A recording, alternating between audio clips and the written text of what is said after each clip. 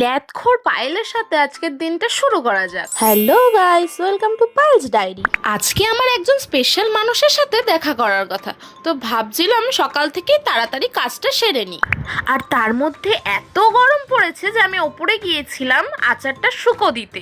সেটা দিতে গিয়ে আমি বুঝতে পারলাম যে রোদের যা তাপ ঝলসে দেবে মানুষকে। এই গরমের জন্য তো আর পায়ের উপর পা তুলে ঘরে বসে থাকলে হবে না, তাই প্রত্যেক দিনের মতোই আমি আমার জন্য ব্রেকফাস্ট বানিয়েছিলাম। আর আরেকদিকে আরেকজন শুরু করে দিয়েছে আমার ব্রেকফাস্ট কোথায়, তাই তাকে খাইয়ে আমিও নিজে খেয়ে নিলাম। আর খেতে খেতে ও যে কি চিন্তা করছিল ভগবানই জানে। যাই হোক, ওর কাজের জন্য বেরিয়ে পড়লো, আরেকদিকে আমি রান্নাঘরে ঢুকে গেলাম। আজকে বানিয়েছিলাম ডালের বড়া, যেটা আমি প্রথমবার বানাচ্ছি। যাই হোক, একটু পুড়ে গিয়েছিল, সেই নিয়ে কোনো ব্যাপার না।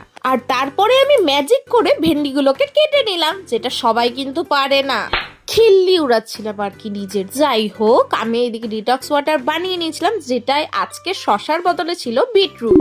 আর তারপরেই রান্নাঘরে ঢুকে গিয়ে আজকে একটা নতুন রেসিপি বানাচ্ছিলাম। বলো তো এই পাতাটার নাম কি? যাই হোক, অনেকক্ষণ ফুটিয়েছিলাম আর আমি একটু অন্যরকম ভাবে বানিয়েছি। এই বাটাটা খেতে বেশ ভালো হয়েছিল, কিন্তু খাওয়ার পর দিয়ে না গলাটা কিরকম চুলকাচ্ছিল।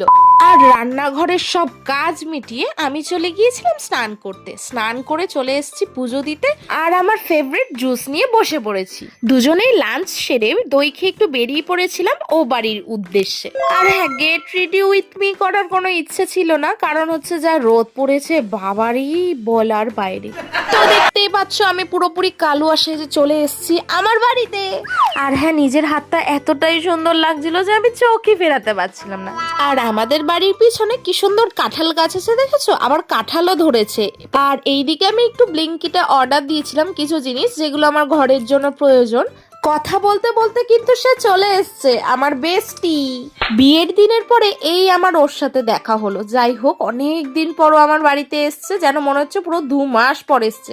এরকম ব্যাপার না, কিছুদিন হয়েছে ওর সাথে আমার দেখা হয়। আর এদিকে আমি আমার বেস্টিকে এত সুন্দর সুন্দর খাবার বেড়ে দিয়েছিলাম, আর ও আমাকে একটা স্টিক খাইয়েছিল, যেটা আমার খেতে খুব ভালো লাগে।